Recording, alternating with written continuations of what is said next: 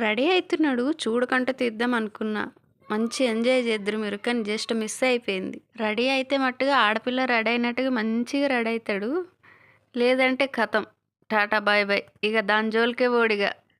మగపిల్లలకి ఏం ఖర్చు లేవు. అన్నీ ఆడపిల్లలకే ఖర్చు అనుకుంటాం. కానీ ఇప్పుడు అలా కాదు. మగపిల్లలకు కూడా అన్ని క్రీములు, ఏంటో ఫేస్ వాష్‌లు ఏవేవో వచ్చేసినాయి.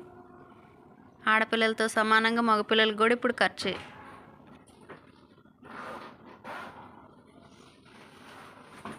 కాలేజ్‌కా?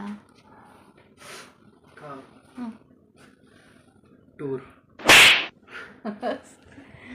కాలేజ్కి అని చెప్పి టూర్కి వెళ్తున్నా. పైసలు కూడా ఇచ్చింది 5,000.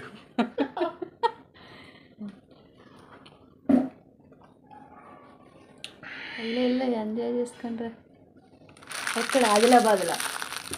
నీకు చెప్పినా ఆదిలాబాద్ అని. నేను ఎటు పోతున్నా నీకేం తెలుసు?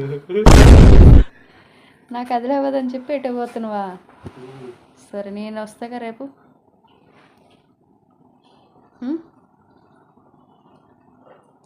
నేను మీకు కాలేజ్ సార్కి ఫోన్ చేయనండి. నేనే చెప్తా ఫోన్. ఆయన నెంబర్ నీ కాడ ఎందుకు ఉంటుంది? నా నెంబర్ నా నెంబర్ ఇచ్చిన మా సార్ నెంబర్ అని నీకు. అమ్మ దగుడు బాజోడా.